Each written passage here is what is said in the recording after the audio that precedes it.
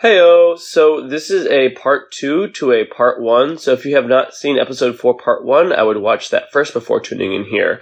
Also, again, this is going to have some sexual themes in it due to the nature of the show that we are reviewing, which is Looking. If you're here for part 2, you're in the right place.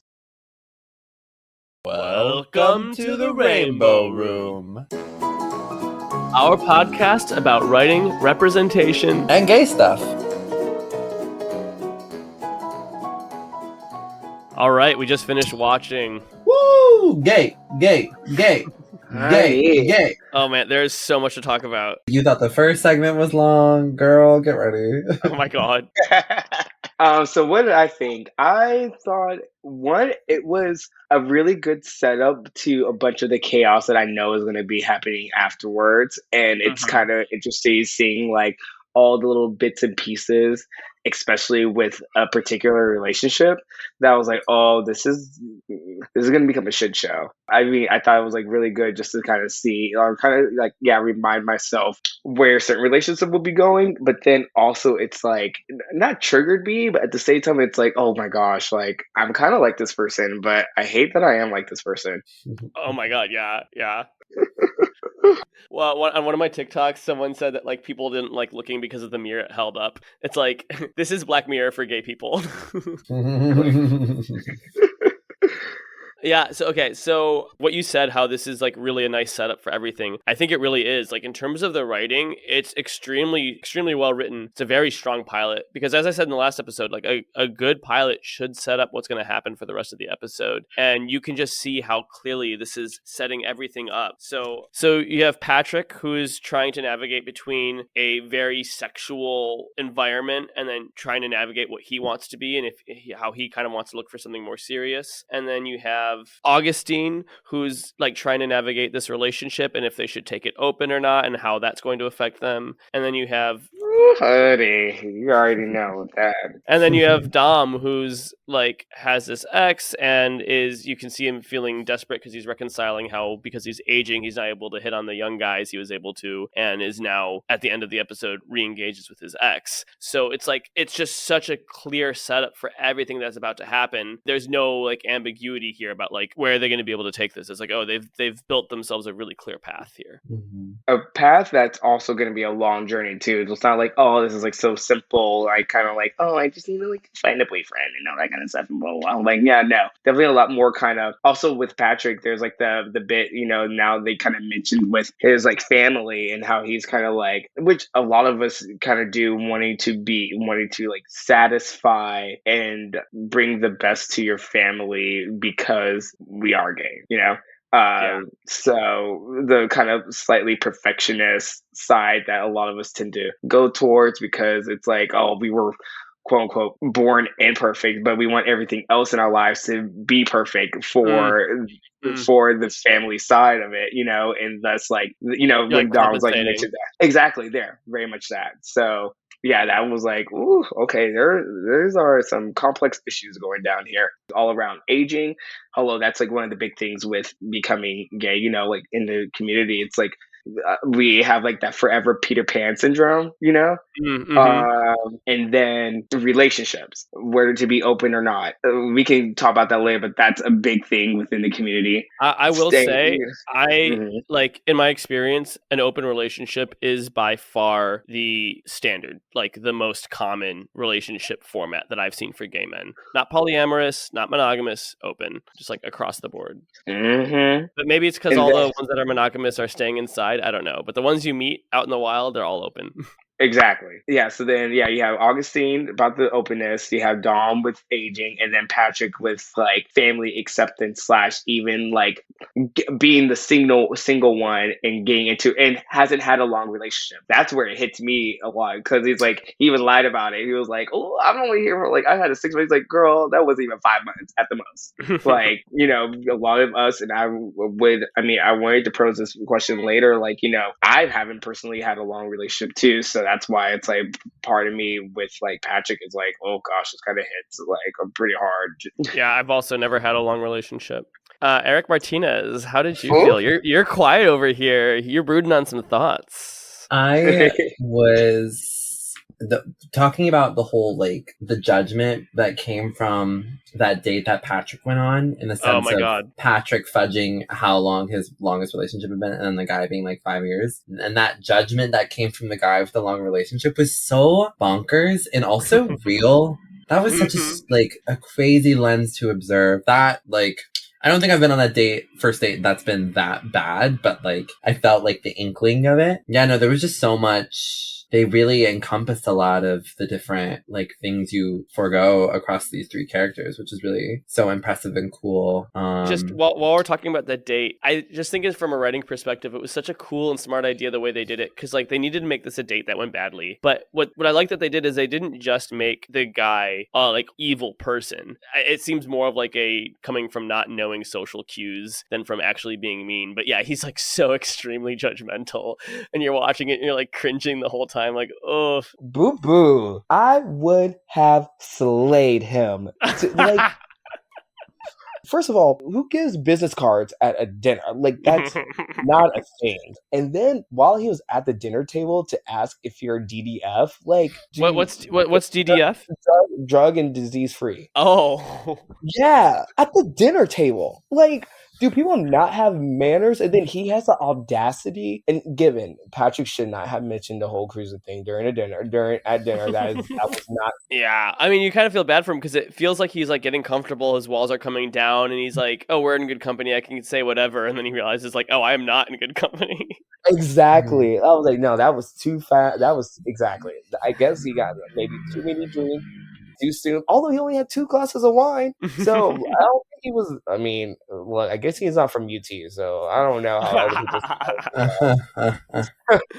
How come when he was calling off the date, both of y'all were like physically cringing, and like Eric was literally like waving his hand. He's doing it right now. No, I just like that was hard to watch. He became elitist as soon as he started talking about like the discrepancies between who had the longer relationship, and it's just as soon as he was like 5 years, I mean, he just like immediately saw himself as better than Patrick, and I was like, that I didn't like that in the slightest. Goes back to maybe the first mistake was Patrick being like accepting, like trying to be like make himself compatible with him from the OkCupid. I mean, who uses OkCupid? So I don't know. But I mean, I dated a guy from OkCupid once. Actually, it was one of my better dates. Aww. Where's she at now? What? Where's she at now? El Paso. Dead and gone, exactly. Get him on the pod. Get him on the pod. Oh my god. No, he was cute. He was nice.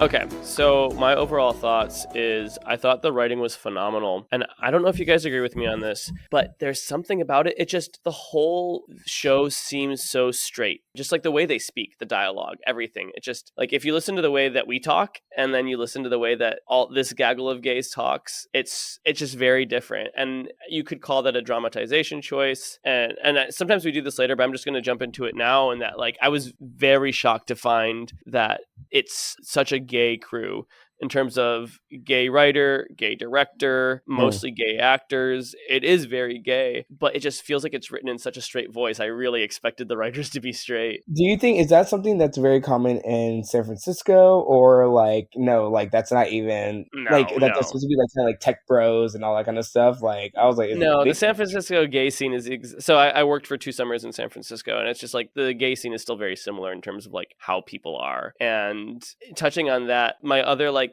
gripe with this show is that it's just like over the top sexual, like all like this environment, it just paints the gay scene in a pretty negative light because it just like makes everyone look messy. That being said, I understand how you need to do that to have a good narrative. You need characters that are flawed, and it's like going to be them going through and like figuring out there's flaws, and so it's like that is natural. Do you think, Andrew, going off of that, is that kind of, and especially now I'm digging back to like whenever you had first like came out in college, like do you think think, firstly, like outwardly looking in, when you weren't really in the gay culture, that it was really hypersexualized, but then as you actually got more involved with it and everything, that it's like, oh no, there are like kind of more aspects to it. Because I wonder if that was like the kind of choice that they're going for. Like, oh, like outwardly it does seem like that's all we talk about, but then you get more into it. We do sports, we do, there's like different leagues, not all of us drink, there's like all of that, but when you kind of first look at it, it's like all we seem to do is either care about like threesomes, hooking up, and like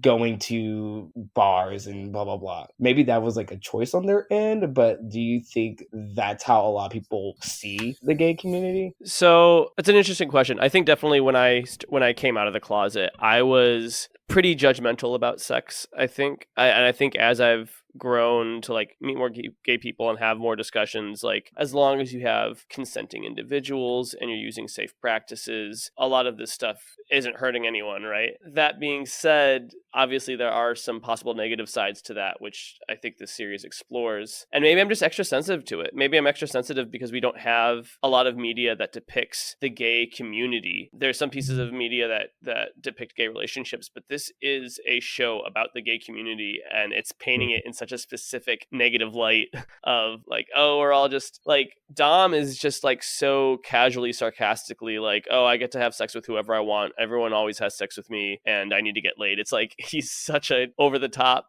but again, it's stylized, right? And a lot of that kind of stuff. Yeah. At the same time, we all have that daddy that's in the group too. Oh my god.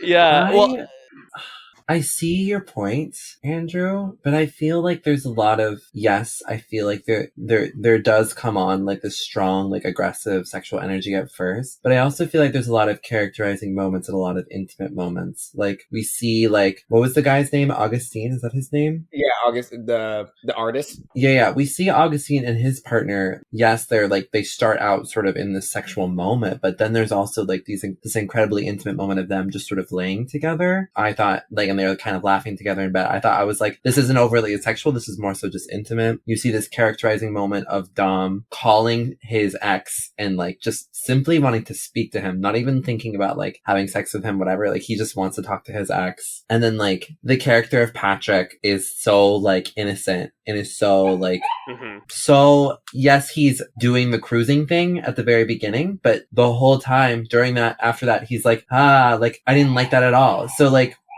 we see, yes, the aggressive sexual tension, but we also do have the character that's sort of reacting to it in the way that, like, we have like the sexual lens. We have the character who's sort of acting as maybe the audience member that you are, where it's like, oh, like, this is so aggressively sexual. I don't know if I like this. And like, you are yourself like a character now within the series of being able to see that. I feel like it's hard to make a gay show in San Francisco and not make it sexual. Like, it's gonna have to be sexual. And I think that's just a part of the gay community, is that like, if you have gay media, like it's probably going to be sexual. Like you can't really properly depict gay media without like the apps or sex at all. Yeah. Well, I definitely agree with you that the characters are not shallow. They are deep characters. It does feel like the narrative is almost like, all right, we explore these gay men who are real humans, but they're trapped in this toxic gay culture. And I think that is a narrative. Yeah. But like with that comes, you can't have that premise without acknowledging that the premise is that gay culture is toxic, right? And honey. And so that's what the show is communicating, which is why I think I kind of like got defensive. So I will say I was actually extremely relieved to learn that the writers are gay. Yeah, I could see how it's exploring each aspect of like kind of possibly, this can be, possible toxic aspects of gay culture, and exploring that, such as aging and how we see people age, or how we see, about, and when you look into like further into the series, like how they address like, what an aging gay kind of goes through, or not gonna lie, the messiness of an open relationship, and thus maybe that could be seen as toxic, or just like the messiness of just dating and choosing, whatever, Patrick's journey, which can, you can kind of see the toxic side of gay culture, wanting to satisfy your family, and how it can kind of lead to us being toxic towards other people, or to who we date, because yeah, I mean, there's that, and,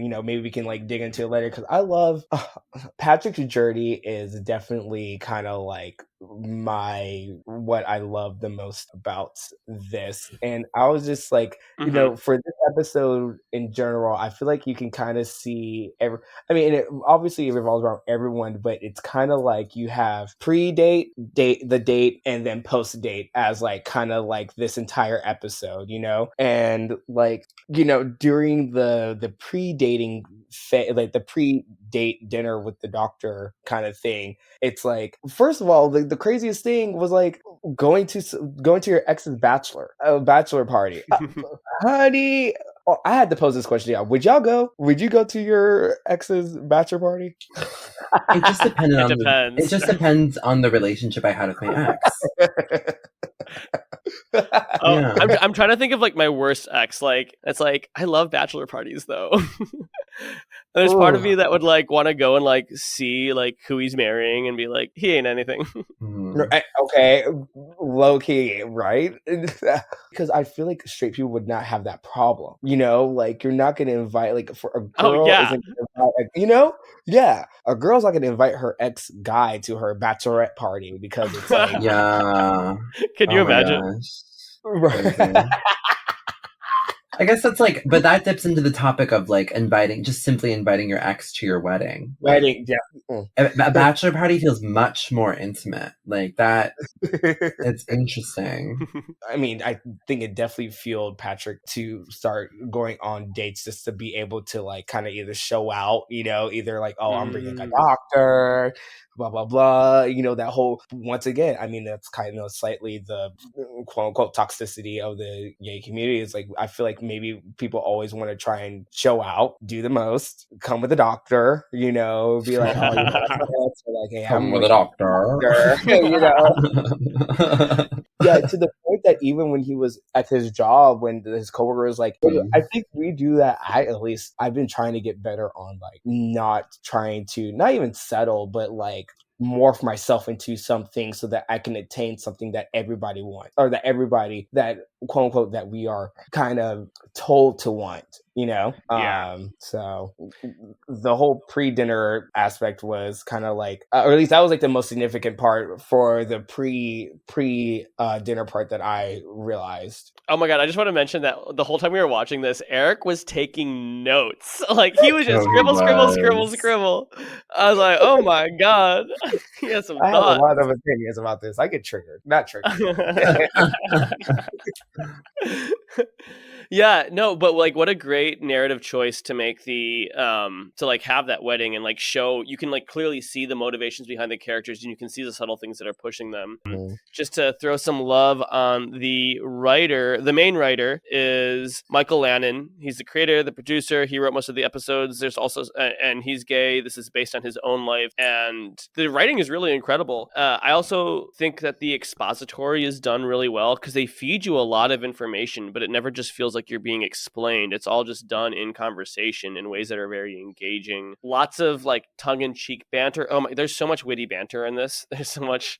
It feels like from Doris too, from like whenever the good Judy comes in, and I'm glad that she mentioned that because they like, if you don't even catch it like with the writing, you don't even realize that they were in a relationship before.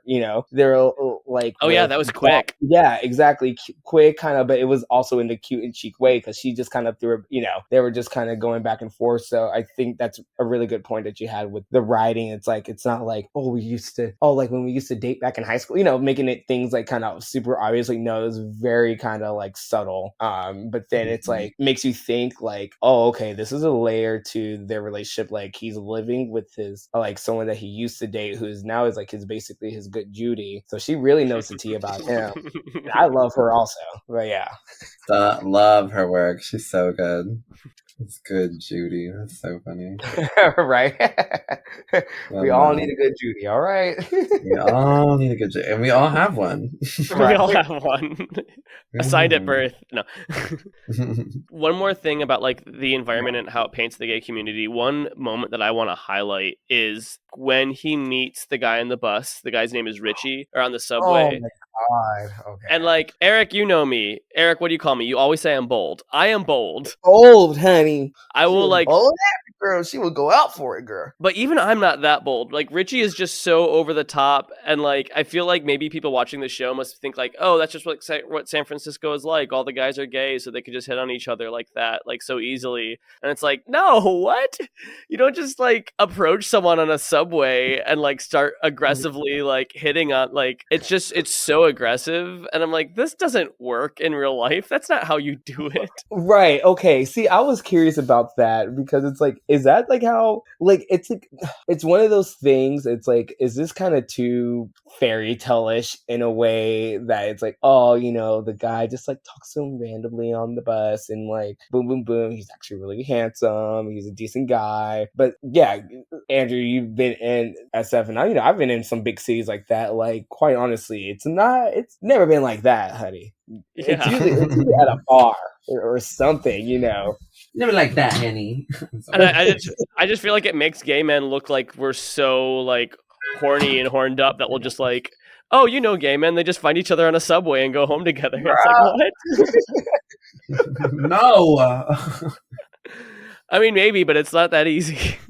You work up to it. Well, question for y'all: do y'all root for Patrick and Richie like throughout the series, or are you not about it? Okay, so I've only seen the first episode, but from what I can tell, it looks like he's being set up as the natural choice that Patrick shouldn't go with, because he is everything that Patrick is on a journey to get away from. Richie is, I mean, he seems nice, but he's clearly someone who that relationship is not built on any sort of emotional basis or groundwork. They are two guys who saw each other, were attracted to each other, and Richie just started hitting on him. And so that goes against everything that, you know, Patrick's looking for a real relationship that's built on love and trust and not something that's purely physical. And on top of that, like, Richie does not get a flattering intro either, because like the first thing you hear out of his mouth is he like takes the business card that belongs to the doctor that he was on a date with that says oncology on it, and Richie goes, oh, oncology. So Richie is clearly not the character for his smarts and his personality, right? He's just basically a sexual figure in Patrick's life. So I feel like the way this show is written, Richie is clearly meant to be the character that Patrick is tempted to end up with, but is going to go on this journey where he learns that is not ultimately what he wants. I haven't seen the rest of the show. Ooh, honey, she's kind of hitting that on the head, actually. Mm-hmm. But I mean, it's well written, right? And if something's well written, it like kind of you can kind of see what they're setting up. I think Richie is really charming. I think, yes, he was very bold, but like something about his little smile and how charming he was, I was like, I wouldn't mind this.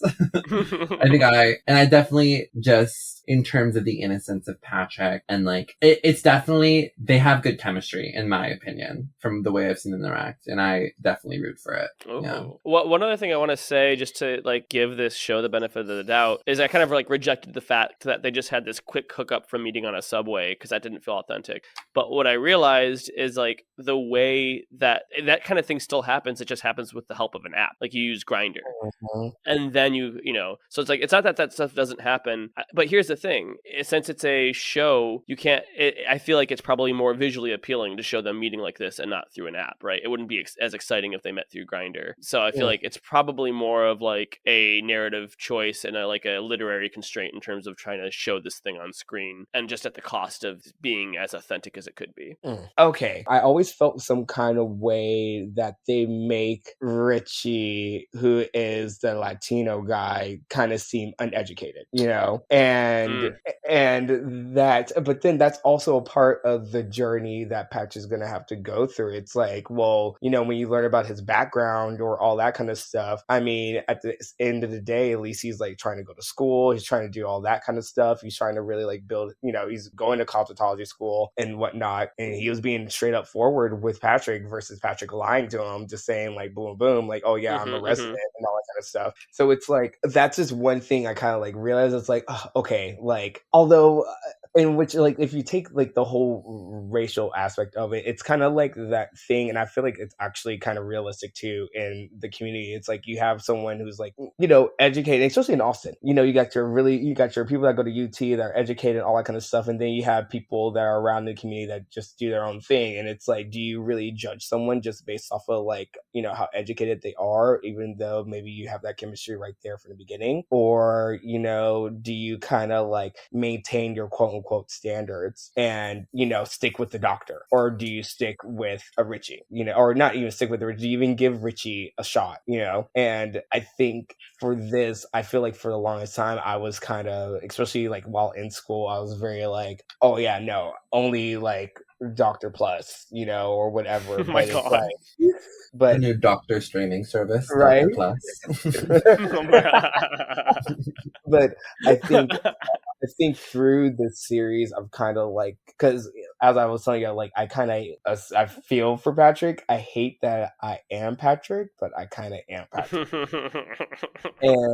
and so it's like been even in the weirdest way, because like, yeah, he's like some educated white guy in San Francisco. I mean, yeah, I guess I check one box, but it's like definitely we don't live the same kind of lifestyle or get like the same kind of like attention like in the gay community as he would, because it's just two different things. But at the same time, I relate to his journey a lot, being kind of like, yeah, just his journey a lot in general without like any spoilers. But yeah, that's always kind of like this conflicting aspect I have for the relationship, because I really am like I root for them, but at the same time it's like, oh, okay, it's one of these stories. Like, why couldn't like Richie have been like a doctor or something like that? Yeah, I have a couple of comments on that. One, that's a really good point. It's a shame that like this show doesn't have that much diversity, and then the diversity they do have is the character that's supposed to be the like uneducated, flawed character. Then it's like really the one.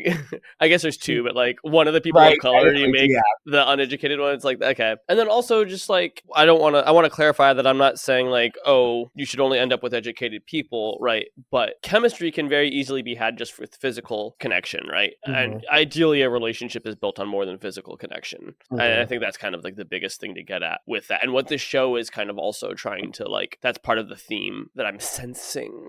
Speaking of Patrick though, I do want to talk about Jonathan Groff, because oh my God, what a beast. As you should. Oh yeah, I pulled him up for a quick on, yeah, I mean, he's like talented, right? Yeah. Okay, first of all, total hottie.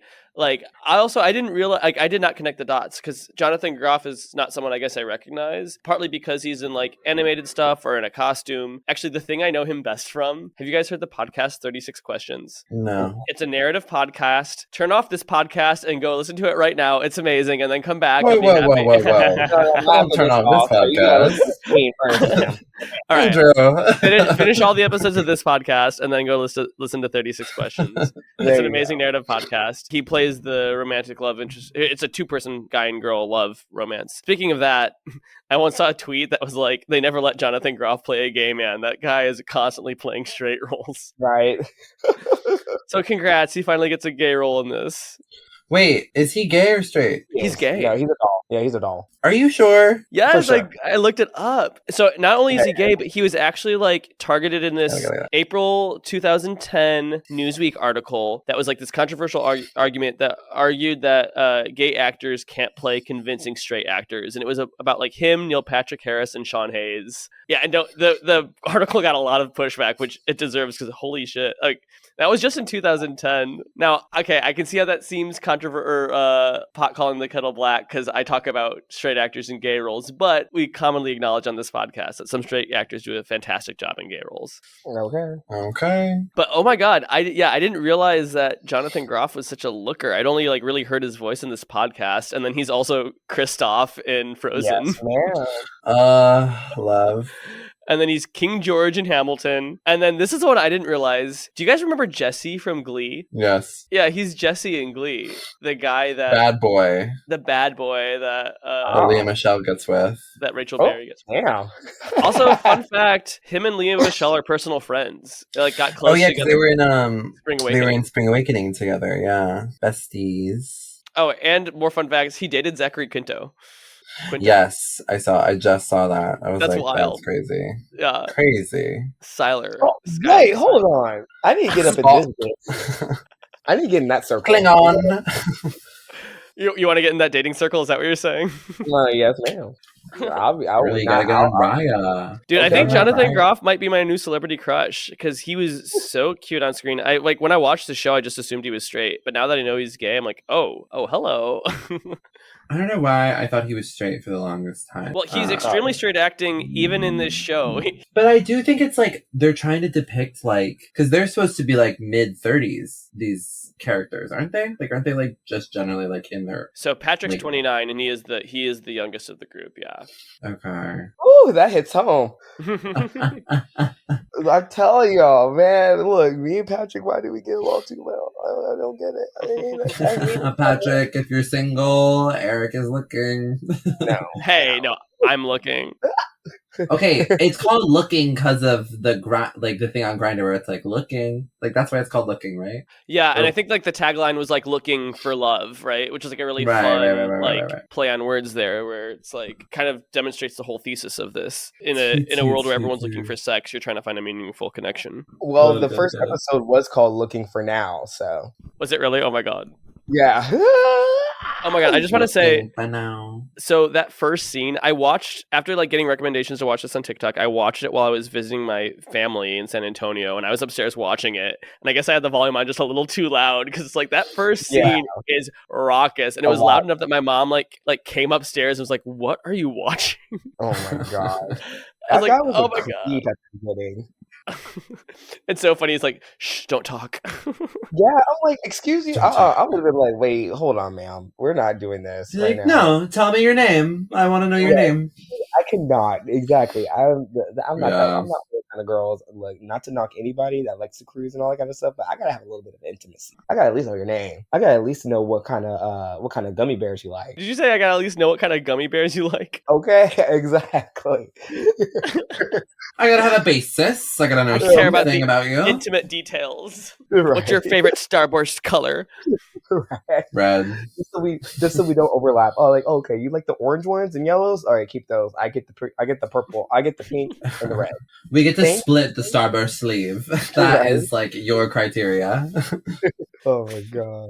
One other person I want to shed light on is Andrew Hai, who was he directed like 10 of the episodes of the first season, like most of the episodes he's directed. Oh. And he's also gay, and it sounds like he is fairly talented and like had done some stuff before this. And one thing interesting they mention is mumblecore, which is a subgenre of independent film that apparently a lot of the directors that this term gets attributed to reject the term, but it's like naturalistic acting and dialogue. It has more emphasis on dialogue over plot. It's focused on personal relationships of people in their 20s and 30s, and so they say that like you can really see the influence of like that genre, that type of thing on Andrew Hai's directing style in this, which makes sense. And you know, for another person that like, at least this was my first time being like exposed to them, was for Murray Bartlett, who plays Dom. Because because I've seen like after this, and I saw him in like another random like gay movie, but then you know he showed out for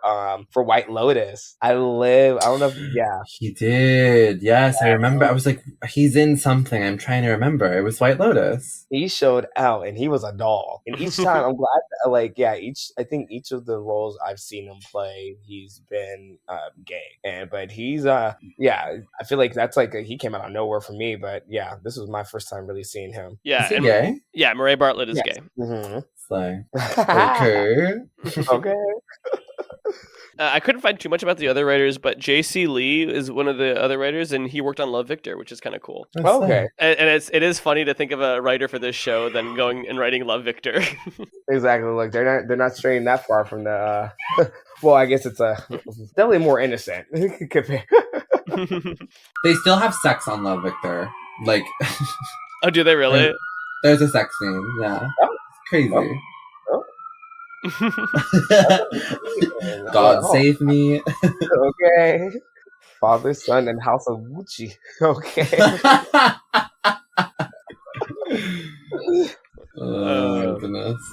Eric, anything else in that freaking novel that you wrote during while watching? How did y'all feel about the whole threesome scene? Oh, Like, it was sexy.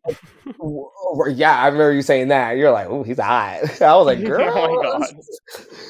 was that a conversation that should have like happened way beforehand? Because I feel like from afterwards it made it seem like they never even had a conversation of like do we do threesomes or not, because afterwards he was like, so we're that kind of couple now. Mm-hmm. And I was like, shouldn't that kind of talk have been like a long time ago, if anything? A while ago. They should have really talked about that. You do not have that talk after it happens and like Right? it be okay. Right? Unless I mean like maybe like every couple's different, obviously. Like It's true. should it be the rare case where like both parties were Or if like, it yeah, I was Adam okay with that. Driver. Or if it was Adam Yeah. Driver there, you had like, okay, we don't even have time to talk about this. Girl, you're addicted. You're addicted. Oh my god. I'll say it again. What about you? What about for you, Andrew? Do you think that was? Oh yeah. Well, yeah. I mean, if you look at the way his boyfriend is looking at him, it's like he doesn't really get the green light. He gets like but it was hot. But also like it felt maybe a little inauthentic of it. Like, but straight movies do this kind of stuff too, where it's like I don't know. I actually kind of felt like they kind of set it up pretty well ish whenever they were like drilling the that scene was the cute. chair, and then he was kind of like right behind. I was like, oh, I know that move. that little bit of shoulder, you're just kind of like, oh, you're so tall. And I'm just like tiny. The choices with physicality in this show are really great too, because when Dom is trying to get with that like younger waiter, oh my god, he's like trying to hit on him by like, oh, you want a bite? And he like holds out the fork with Girl. the food so that the guy has to eat it off his fork. And they like the guy like gives him a look like, really? Like it's all in that like subtle movement, which is really cool. That was a little bit too forceful, Dom. I'm like, hold on, do I need to teach you a couple of the tricks? Oh my god. Don't be forceful. Let it happen naturally. Like, no, that was Whenever I see a threesome scene and there's any sense of like there's one person being isolated, my skin crawls. My skin absolutely crawls. So I'm not uncomfortable with the fact that a threesome is happening. I'm just uncomfortable that one person's being left out, like in the smallest. Like, and there's like, it's like such a balance of like, generally like in a threesome, someone's always gonna be left out for at least one point at a time. And it's just like, I get too hyper focused on that while watching it. It's crazy. Yeah. So I think we're ready to give our final thoughts. Team. Yes, sir. We sure are. Who wants to go first? As the belle of the ball, the crown always goes first, as they say.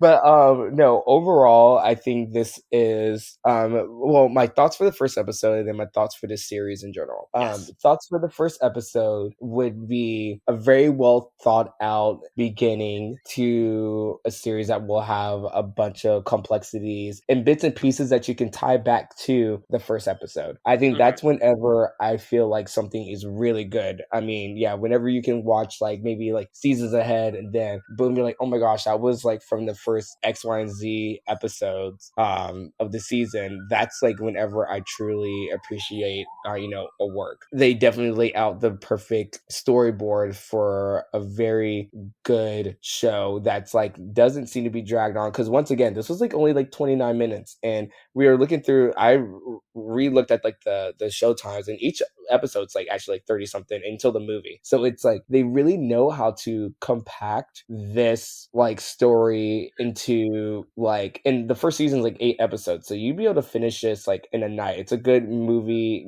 a thing to watch with a group of people. It doesn't get too long and everything's very easy to follow, but at the same time it's not simplified and dumbed down, and once again it's something that's relatable. And I would say a good 8.5 out of 10 for my scale for like the entire work. That's and good. Then the movie makes you cry so much. It's like the movies is so good. Like, and really, yeah, the movie's so good. But yeah, the movie's a good like 9.2 for me. So dang. Yeah, I rewatch the movie time to time. That's specific. Yeah. All right, Eric, you go next. I enjoy this program a lot. I think that there is something for everyone to latch onto. Like, the characters are all characterized in a specific way that, like, not all of them blend into being the same person. Like, they do a really good job of characterization. I just think it's a fun show. And if you like intimacy, that's nice too. I don't know. We've been talking constantly about not having a lot of gay media and representation. And this show really was like such a point in time and was like one of the one existing gay medias of its time. And I just think no matter what, like, it's going to hold a special place in my heart. So take with that what you will. Aw. And for me, I think the writing is fantastic. And I think it's a shame that the show wasn't given more life because of the viewership declining. Or I just feel like it's a shame that more people haven't seen it in general. I guess the silver lining to that is we got like a nice, tight, closed loop and it didn't drag on. But I do want more people to see this because as far as writing goes, I give it a 5 out of 5 from just seeing the pilot. It's just a really, really strong, fun, good pilot. And watching it, I feel comfortable that like, oh, I think this is going to be a really good series. And so I highly encourage you to watch this hidden gem. Yes, hidden gem. I think that's a great way of explaining this. Yeah. Well, with that, we will conclude for tonight. Eric, Pierre, Allen, thank you so much for joining us. You're an amazing guest. You're our first guest. We did it. We finally had a guest. Woo-hoo. Thank you. No, it was very much appreciated. And I'm glad I actually had an outlet to talk about this with. And I'm glad I really got to spend time with one of my best friends and one of my named twins. And I deeply appreciate y'all reaching out and having me on to the show today. And hopefully this will be one of the iconic pieces that whenever y'all are rich and famous, and then it'll be rediscovered. And then they'll be like, y'all don't even know the true iconic episode. Hey. But yes, this is going to be the episode that they point to when we get famous and they're like, this was their turnaround point. That was the cultural shift. That was the episode. Yeah. That was when we knew. All right. We did this at the last episode and now I want to do it at the end of every episode. Eric, we end our episodes by just chanting gay. Thank you for watching Rainbow Room. Woo! Woo! Gay, gay, gay, gay, gay. You.